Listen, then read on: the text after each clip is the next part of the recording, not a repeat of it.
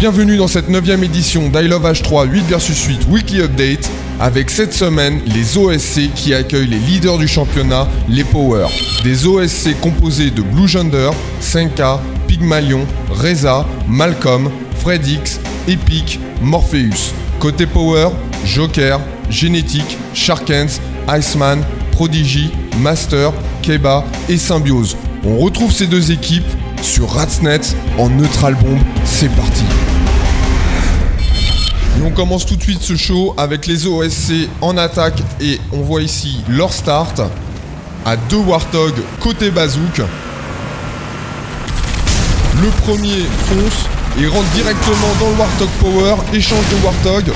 Pendant ce temps-là, le deuxième Warthog OSC couvre le Rocket et Pygmalion ici balance une bulle qui lui permet de se saisir du Rocket tout en étant protégé. Il prend la bombe aussi, temporise un tout petit peu. Pendant ce temps-là, le Warthog le couvre.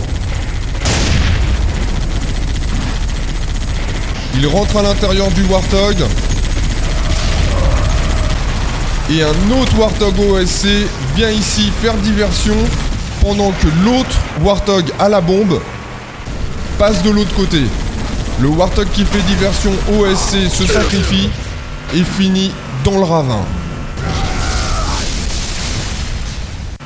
Pendant ce temps-là, le Warthog à la bombe fonce directement dans la base Power et amorce une bonne grenade ici de Symbiose qui met carrière le reste des OSC.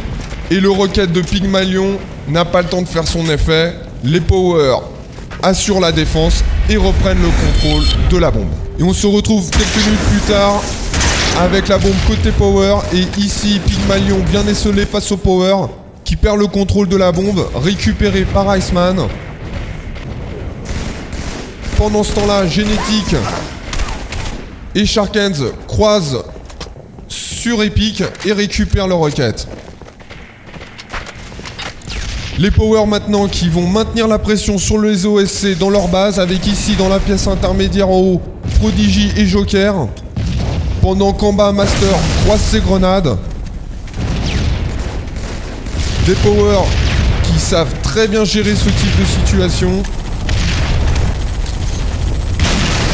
Pendant que Keba passe par derrière tout en infiltration pour se positionner et lancer l'assaut final. Un assaut final qui va pouvoir démarrer maintenant avec le camo qui a respawn et Iceman qui le prend. Keba continue son travail d'infiltration par derrière. Et joli stock ici sur le Warthog qui était positionné pour la défense. Ça donne le start pour l'assaut. Sharkens qui rentre en premier. Bien suivi par les autres Power. Joker et Master ont un pompe. Pendant ce temps, Iceman amorce. Et tout de suite vont au respawn. Une double couche ici des Power par Sharkens au Rocket et les autres aux pompes. Et 1-0 pour les Power. Des Power qui récupèrent tout de suite la bombe. Iceman, malgré sa bulle, meurt. Et la bombe est récupérée par Master. Master en pick and drop revient. Pendant que Keba essaye d'éliminer le plus d'OSC possible au respawn. Et nouvelle amorce des Power. Les OSC font ce qu'ils peuvent. Un joli jet du régénérateur par Reza qui va leur permettre de désamorcer cette deuxième bombe.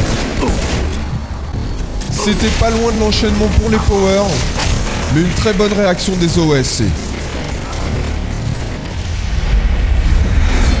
On se retrouve un peu plus tard dans la partie avec le Warthog Power qui dépose ici Joker au middle.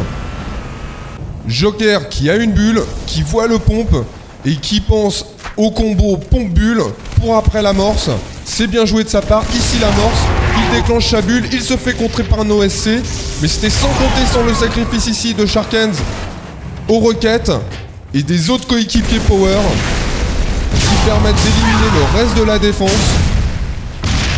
Et ça fait 2-0 pour les Power. Et on se retrouve pour cette dernière action avec Malcolm qui va profiter de la diversion du Ghost pour entrer à l'intérieur de la base Power et amorcer tout en déposant une mine. C'est très bien joué, mais on la fait pas au power qui, grâce à une greu, nettoie la zone. Et élimine ensuite à 3 contre 1 le dernier attaquant OSC avant de désamorcer et de partir tout de suite en contre, en direct via la passerelle du middle. Et on voit ici Master bien accompagné par ses coéquipiers qui ici sur une greu OSC et caviar. Il a la présence d'esprit de marquer un temps d'arrêt pour récupérer son shield avant de rentrer pour cette dernière amorce. Des OSC et des Power qui nous auront montré ce soir un jeu collectif de très haute facture. Avec, comme on peut le voir sur cette dernière action, une belle croisée de Sharkans et Master. Au final, les Power remportent 3-0 cette manche et 4-0 sur l'ensemble de la partie.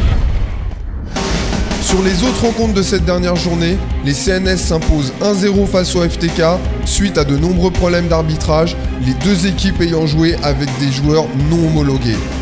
Il est dommage qu'après 11 journées, on en soit là pour ces deux équipes. Côté match à l'affiche, les MGK ont battu les MDTF 3-0 et sur le même score, les FDL se sont imposés face au KFR. Au classement, les Power consolident leur première place avec 26 points, les FDL suivent derrière à 2 longueurs, les MGK en s'imposant face au MDTF leur reprend la 3e place et se retrouve à 22 points. Les MDTF sont à 20 points, les FTK sont à 17 points et pourront nourrir de nombreux regrets au vu du nombre impressionnant de points qu'ils ont perdus sur tapis vert.